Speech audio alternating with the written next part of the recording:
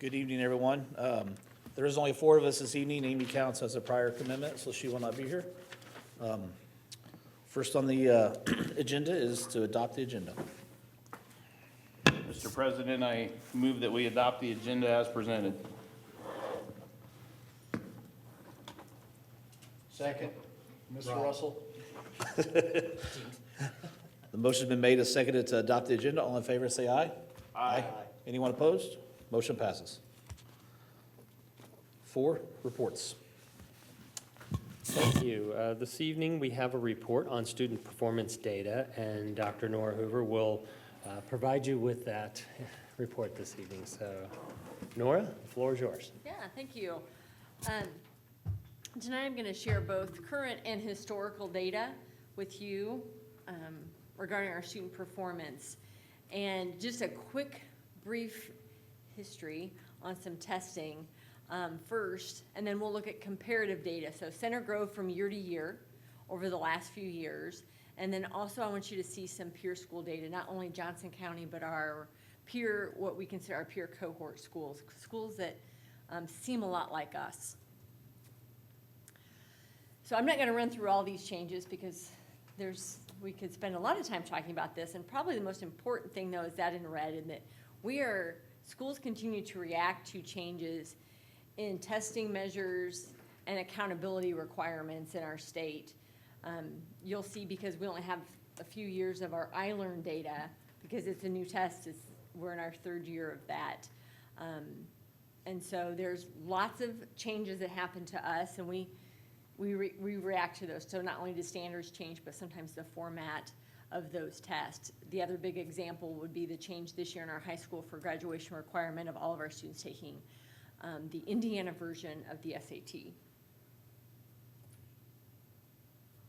So to look at some comparative data, and this is just Center Grove looking at itself compared to the state, going back to 2017 for iRead 3. This is a foundational test. Certainly not the standard of not that it's not difficult, but it's meant to gauge kids are at the foundations of learning by the end of 3rd grade, is required by the state. We do very well here, and you'll see there has been a dip. A lot of that probably due to COVID impact and learning loss in the last 2 years, but we're working our way back up to having more students pass that. This year's data is preliminary. That 91% is more likely to go up. I underestimated because summer school numbers and those kids that pass summer school after having attended summer school, they get to take iRead 3 again. And we don't have all those numbers, and we don't have the new state number yet. So that's why that's a approximate at this time. This is our iLearn data. So this is for students grades 3 through 8, math and language arts. And there's our data for the entire 3rd grade across that top line, Center Grove versus the state average.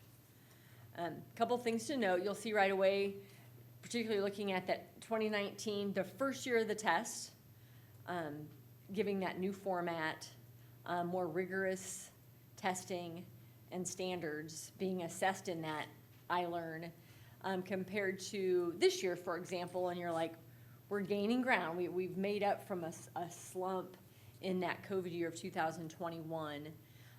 But one thing I want you to note while we're working our way back up, in 2019, we were accountable for the students who were in our district for 162 days, and the scores reflect that.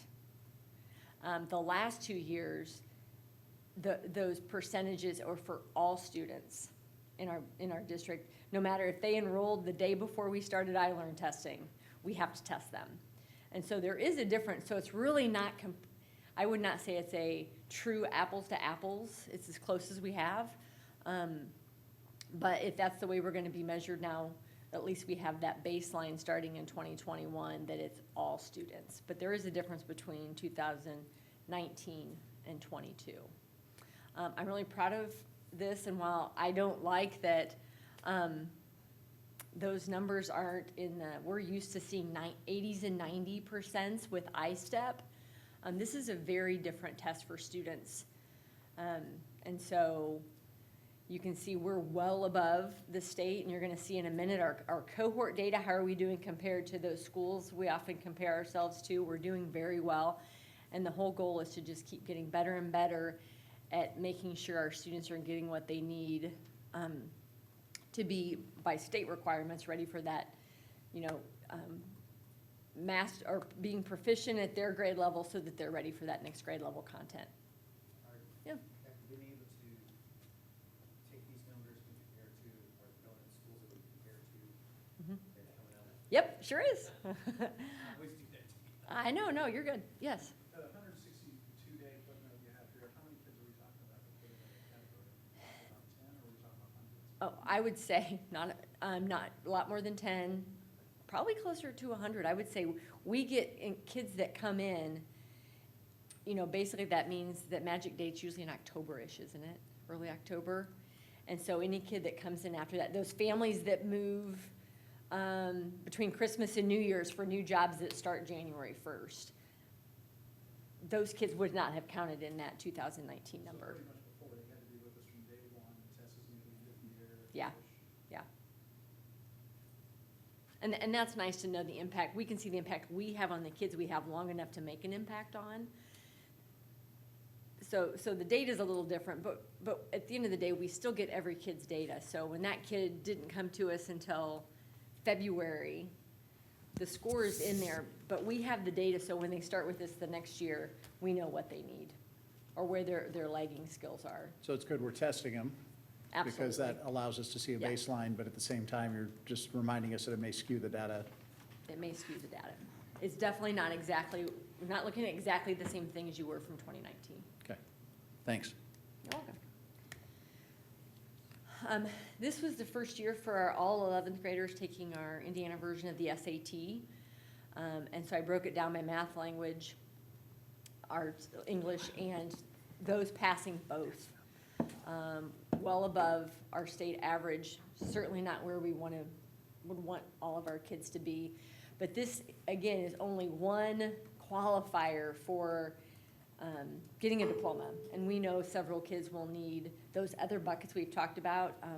Dr. Henderson and Jen Perkins were here earlier this spring to talk about how we're trying to make those other buckets expand upon and make them more robust, not only for career opportunities for students, but also for that graduation requirement. And so this slide, every year we'll just get, like all these others, we'll just get more and more data, we'll just add the new stuff. It's a pretty lonely little chart right now.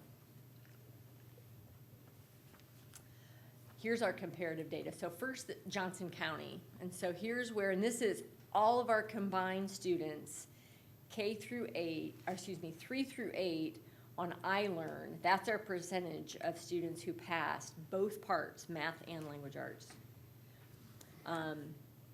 compared to our other county schools. And again, just like us, they have those asterisks and the double asterisks for that data being different. That doesn't work. And then the last one, this is our peer ranking, and the table would be a little expansive, so instead you get the plate of spaghetti, right?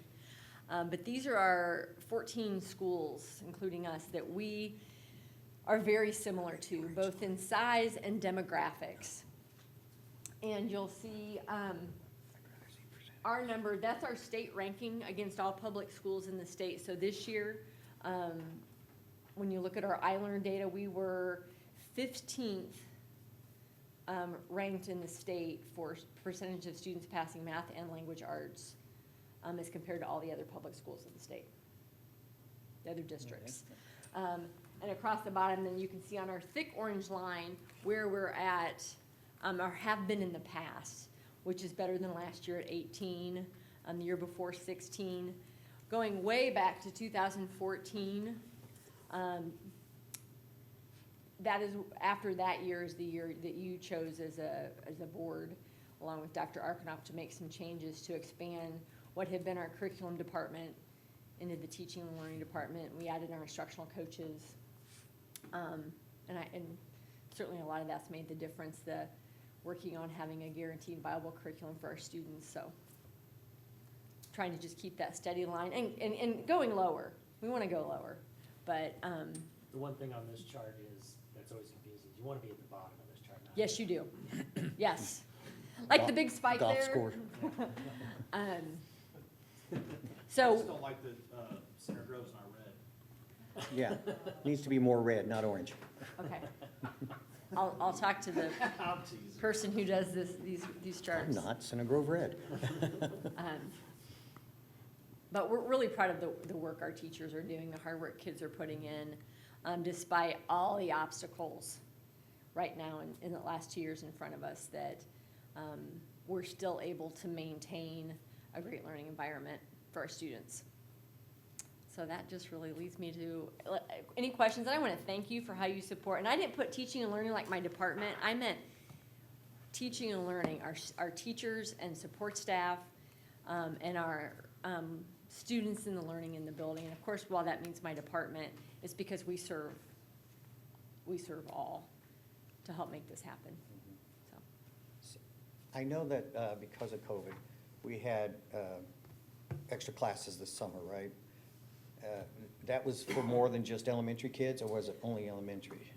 A lot of focus on elementary. We didn't have much high school. We had high school credit recovery, a lot of global campus. Last year in our middle school, we had a program that was a little more geared towards our students who had been disengaged during virtual. And we didn't have that this year because we didn't have students out in the virtual world, and just did not have the interest from, I would say, families. I feel like they must have thought, hey, we're back in school, and feel more caught up. Just assumed. Yeah, in the elementary level, yes, we had a pretty robust elementary program that Marcy Shostak manages and coordinates a lot of that, the data pieces, and then Amy Clancy serves, which is one of our assistant principals. She manages that in real time then as it's happening. And that also includes all those students who don't pass IREAD 3 that are required for summer They're school. required, As yeah. a lot of other students that were able to come and get some more, that had struggled and got some extra help to jumpstart them hopefully for the next grade level. And then we just finished today, was our last day of Ready, Set, K. Was able to visit a couple of classrooms where we're serving up to 15 kids in a room, teacher and a teacher's assistant, and they're just working on foundational kids, getting kids ready to play school, right? Students that don't know how, working on letters and numbers, and a lot of those social skills that just are really important, because if you don't have them, you really start kindergarten at a disadvantage when you're not really sure what line up means, Yeah. right? Or what you do and don't do in school, so. That's A good. great program, we're able to fund that with our ESSER dollars. We cannot do summer school for that. Because they're not our students yet until August 1st. So- How did those students get, I hate to say chosen, but be part of the program? Through our kindergarten screening program process, and then we do some, we ask some parents questions about, just some general questions about things that, how's your child able to do this or this or this? And then we use both that affective and academic measure to see which kids need Would some support for benefit kindergarten most. readiness. Mhm. Can you go back one slide? for me? Oh, sure. I don't expect an answer to the question I'm about to ask, but I want to pose the question. So obviously in 2014, we were number 36 in the board, and Dr. Arkanoff, and at that time, Dr. Parker. Yep. The board made a conscious decision to invest in the teaching learning area, and obviously that investment is paying off. How do we get from 15 to what? What's the investment? I don't expect you to have that answer standing here, but my challenge is, what's the investment? Because obviously, we're not afraid to make the investment, Mhm. and this shows us our investments paying off, but I don't like getting beat by Brownsburg and Plainfield. I will remind, if you want to remind about Brownsburg. I will just say They that don't when you report focus wholeheartedly, intently on one thing, and achieving that goal at all costs, you can do it. I have no doubt we can do that. There is an opportunity costs, that's plural, to getting there. And I know what all of you sitting up there really want for our kids, and that exceptional, well-rounded experience across, whether that goes from the classroom to those extracurriculars after school, onto the sports fields. The technology we embed in our everyday, day-to-day teaching and learning. I'm not sure, I would have to come back with you about a lot of questions of which of these things might you want to give up to do that. So I would love to crack the top 10. I'd love to be lower down on that chart, closer to the axis. I'm not hung up on one, because I know that cost, that would be. I'm not Yeah. necessarily hung up on Yeah. one, but, you know. Keep climbing the ladder. Oh, absolutely. We've gone from, you know, we've been pretty steady, 14 to 15 through there, so how do we get from the next, in my mind, the next bar down is 10 to 15? You know, how do we get there? And Yeah. And as a corporation, where do we draw the line in the sand and say, that's good enough, we've achieved it? Because back to your point, and I'm glad you brought it up, because I figured you would. There's a reason why Brownsburg is where they are, and it's not a knock to them, but that's where they No. decided to put the focus. And when you put the focus there, you get that result. And Nora, I commend you with your answer. I like us. I like who we are. And I like the fact that we focus on well-rounded individuals, because when the kids get out in society, that's what they need. And I'm glad to see that we're 15. Yeah, I'd like to be 14 next year and 12 the year after, but I don't want to do that at the cost of other things that are important. So in my opinion, your answer knocked the question out of the park. Oh, thanks. Nora, on 2017, we were 11. And correct me if I'm wrong, when did we see a change in testing? Did we see a change in the testing in that time frame as well So the change to iLearn happened in 2019. in 2019? But between, I think it was 16 and 18, the Indiana state standards changed, and they were embedding some of the new questions with the old questions, and Kids it was a haven't been taught it. confusing couple of years. I was in the building at, no, I was just out of the building, but there was a lot going on at that time. And what you'll see when tests change, a lot of times the schools that have a lot of students with certain types of demographics take less of a hit. And so your ranking will pop up. Other schools need more time to adapt and readjust to the test and their teaching, and then they'll start to get there too. But it's almost like you have to recalibrate your data to get to that point. And so that's pretty typical when they make changes in the test. So as any board, we're going to say we want everything. So. Yeah. Of course you do. That's what we all say as parents too, right? We want it all. But the opportunities we give to students, you know, and this is just Right. 3 through 8, and I think of the great things at the high school, and I don't want that percentage of kids passing English and math to indicate what is really going on at our high school. That's so unfair to the students who are working hard, the teachers providing great opportunities, and the administrators who are constantly trying to bring new things, because Well, it's and a a pretty test score phenomenal does- place with a lot of opportunity. One test score doesn't measure how successful a student will be. Correct. So, and clearly you can see a lot of those kids, as 11th graders, were passing the, whatever test it was when they were in middle school. So, okay. Hopefully you like this report. I can just keep adding new data to it every year, and we can just talk about the new stuff. So if there's any changes you want or any additional information in the future, I'm happy to. I second Sure. Mr. Hubbard's comment to make us red. Yeah, Okay. At the very minimum, that change will be yeah. made. Cinnabar red. Next on the agenda would be. Excuse me, next on the agenda would be public comments, and I do not believe we have any this evening. So we'll move on to consent agenda items. Any questions or anything for a motion?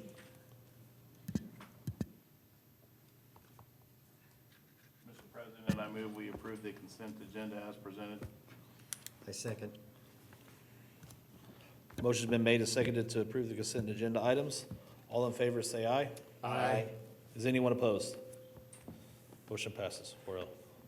Thank you. I'd like to take just a quick minute and have Mr. Seiner introduce someone to you that you just approved this evening. Fantastic. College of Trustees North Coast next assistant, our new assistant principal, it's official now. Allison Harris. Allison has been part of our Center Grove community for quite some time, along with being a Center Grove grad. She's been at North Grove for the last several years. She's wore a lot of hats there. She's taught third grade, fourth grade. This took a huge loss as our instructional coach, but that's what you do when you're building leaders. And we now have an assistant principal there, and she's going to continue to do wonderful things for both North Grove and the Center Grove community. Great. What year did you graduate? I graduated in 2013. 20. You were my son's class. I know, right? Yeah. Yeah. I thought you were going to say you recognized her at graduation. Actually, he and I were there. We were there, yeah. We were there. Yes, we were. Thanks, So Rob. was I. Congratulations. Was the first class that you were there for? That was No, my first second. class, That was my second class, but yeah, yes. But I do remember handing you your diploma. Absolutely. Yeah, I'm sure he does. Now I want to see the picture. I just want, Congratulations, yeah.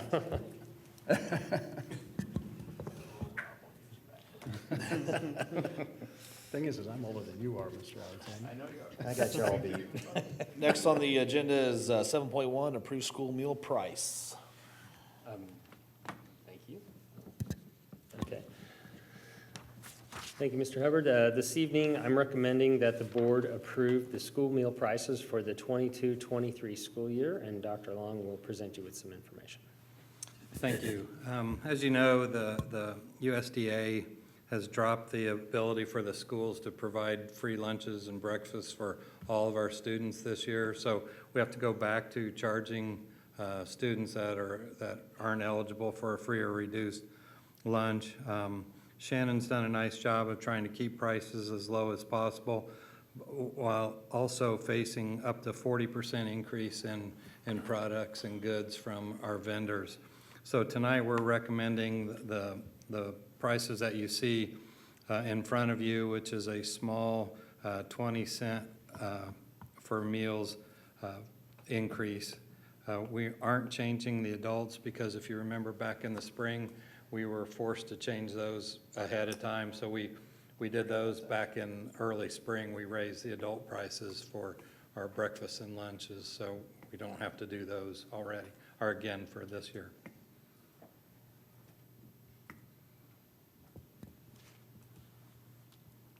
Thank you, Bill. Although I'm not a big fan of raising the prices, I do understand how economics works, and I know Shannon's done a great job, so just to see it only go up that small amount is pretty wonderful, to be honest with you. So please pass on. Thanks, I will. She's done a nice job. Yeah. We need a motion. If there's no more questions. Can I begrudgingly make a motion?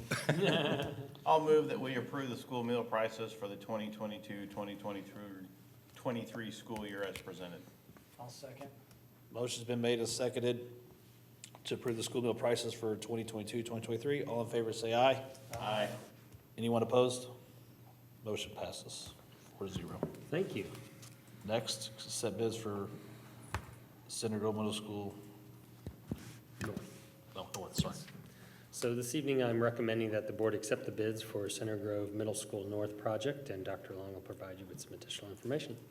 Thank you. Tonight we have with us Jim Gully. He's a familiar face. We probably need to get him a chair up here when we do these things. But Jim's with AECom Hunt, and I want to say that because of the shortage of materials and the long lead times that we have, they've done a really nice job, and this is a little bit different for us, how we've approved different sets of bid packets, because we're trying to time up when we're going to get other materials in to time it up all together. So they've done a really nice job.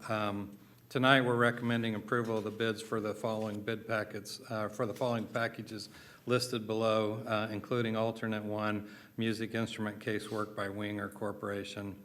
So you can see I'm not going to read them. I usually do unless you want me to read them to enter them into the record, but you can see them there, the dollar amount that we're approving, or that we're asking for approval.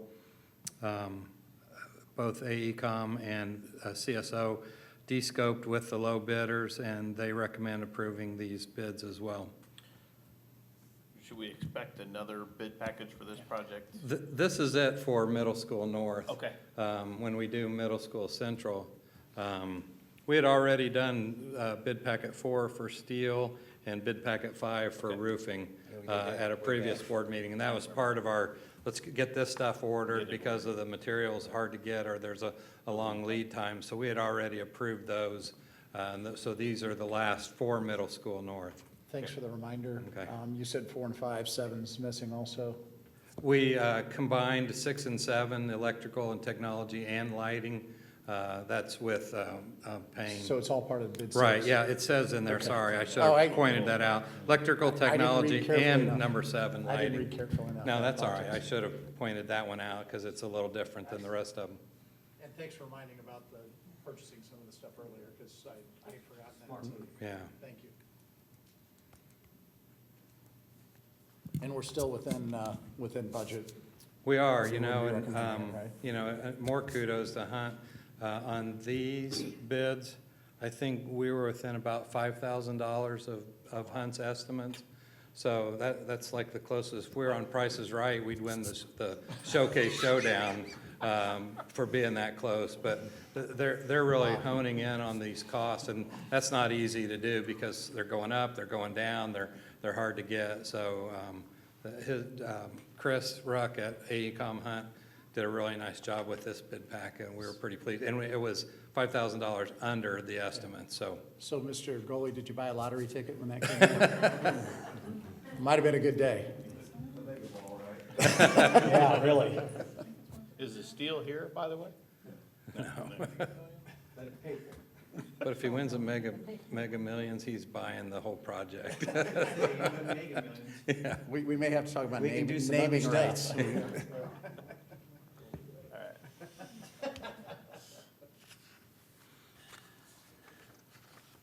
other questions? I move that we approve and accept the bids for Center Grove Middle School North as presented. Second. Motion been made and seconded to accept the bids for Center Grove Middle School North. All in favor, say aye. Aye. Anyone opposed? Motion passes. Thank you. So, Thank you. 7.3, accepting the bids. Sorry. Accepting the bids for the Center Grove Middle School Central. It's the Early Childhood Center and, I'm sorry, it is the Early Civil and Foundation. Yes. Sorry, you scared me for a minute. Yeah. Thought I read something wrong. Yeah. So I'm recommending approval of that this evening, and Dr. Long will provide you with some additional information.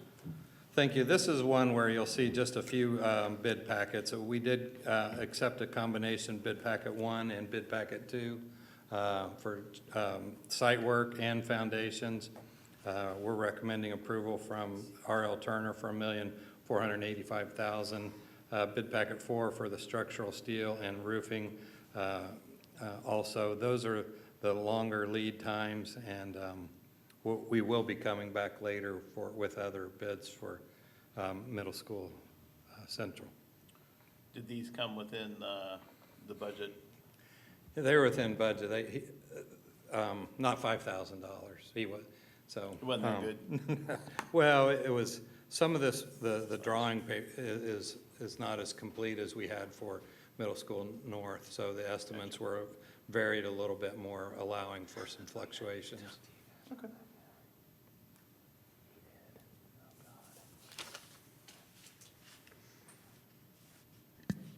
any other questions? So both these projects are gonna go on parallel. A little bit apart. We're planning to start middle school central, north sooner, and then middle school central a little bit later. Probably, we hope still early this fall for north, and then later this fall for central. Projected to be done somewhere around, North should be done in about a year, and central is probably gonna take a couple of years. I can't remember what we have, Jim. May of 24. Yeah, so. you know, I think it won't be longer, okay.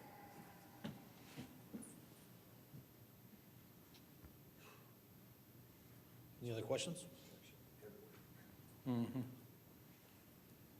Mr. President, I move that we approve and accept the bids for Center Grove Middle School Central Early Civil Foundation as presented. Second. Motion's been made and seconded to accept the bids for Center Grove Middle School Central. All in favor, say aye. Aye. Is anyone opposed? Motion passes. Thank you. 7.4.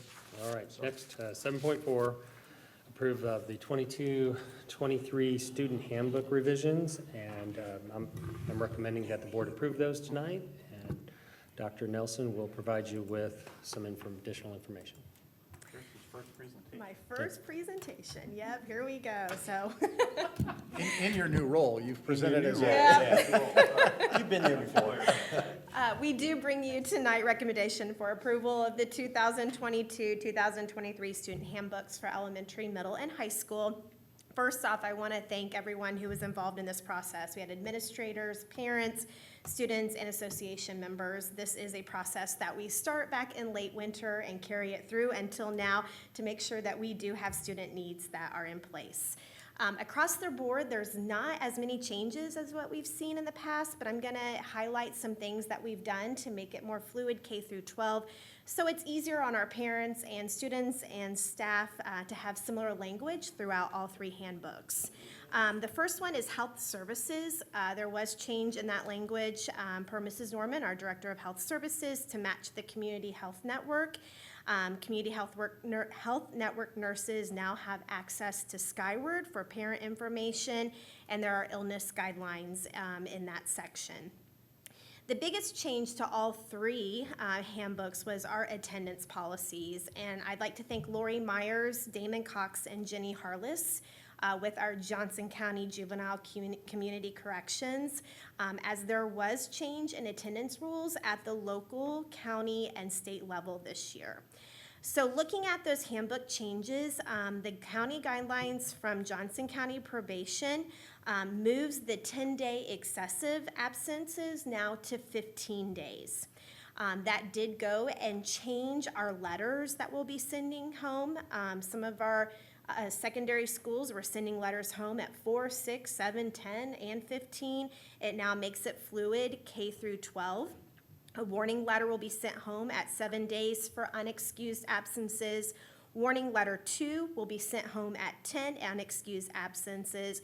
And then the official referral letter would be sent home at 15 days. In order for that absence to be excused, the school will need documentation and presented to the school within 15 days, where there were sometimes we would allow 100 days later that we could receive an excuse. So we did, per probation, they would like to see that at 15 days. The documentation also needs to come from someone that is not directly related to the student. We've had some requests for outside telehealth counseling and doctor's appointments for students. Due to HIPAA and FERPA requirements, those will not be allowed to occur. And again, these are outside appointments on school property. It is a violation. Plus, we want the parents to be involved in that outside health appointment. The certificate of incapacity, as a corporation, we will work with families on these, and these are school-based implemented this year. Students and families are covered by doctor's notes under excused absences, so the C of I is not always needed. And Center Grove Middle School North and Middle School Central, they're gonna start taking attendance every period, where it was only twice a day that they would take attendance. And this is due to student safety, just to ensure that we know where students are at and they're reporting to their classes each period. With the middle schools, we aligned both of them this year. Our middle school deans and administrators took a look at the student dress expectations, and those were revisited for the focus on self-expression as long as it meets the expectations listed. A lot of that had to do with just the shortness of the shirt or what was placed on the shirt. We also added to the middle school Canvas, and that was additional language due to the use of the online learning platform that is being used in the classrooms. And at the high school, we're moving away from the attendance hotline. Now all attendance will be reported through Skyward, which will eliminate that line, streamlining the process. The dress code policy was clarified and elaborated on. And now electronic devices should be put away unless individual teachers explicitly authorize the use of such equipment to enhance the learning environment. So again, the big changes, K through 12, were attendance and a lot of the health services, and then minor changes throughout the middle school and high school handbooks.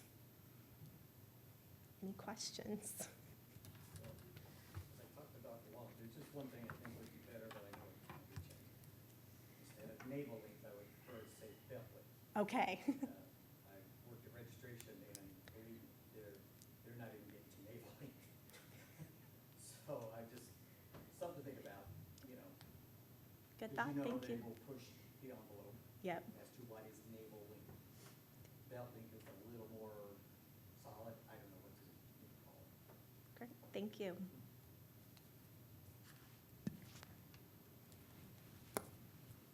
Any other questions? And that's boys and girls, because the boys are wearing the short crops again. Yep. Oh, those are back in style? Good, I'm glad to hear that. You can break them out of the back, get them out of the back of the closet.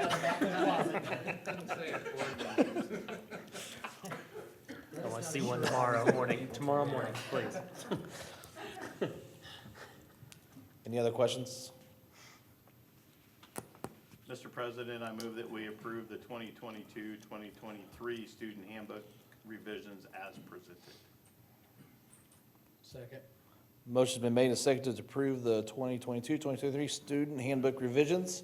All in favor, say aye. Aye. Anyone opposed? Motion passes. Thank you very much.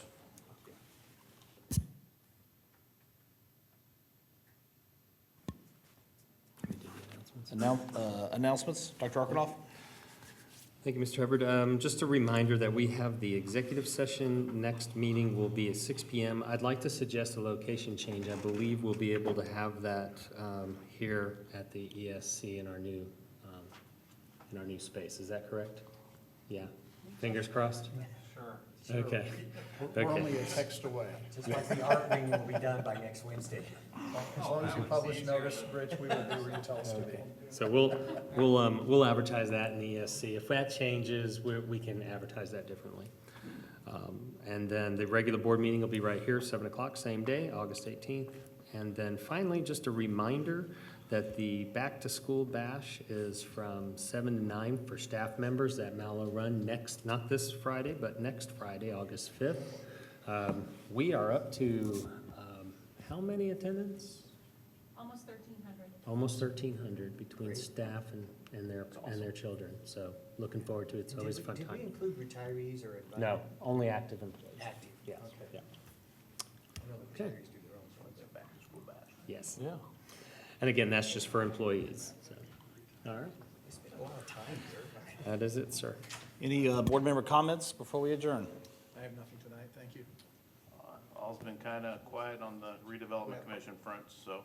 The only thing I have is the all-school reunion is this Saturday night, which is open to everyone, but it does tend to be kind of 80s and 90s people at Monkey Ducks, because the owner of Monkey Ducks is a Center Grove graduate.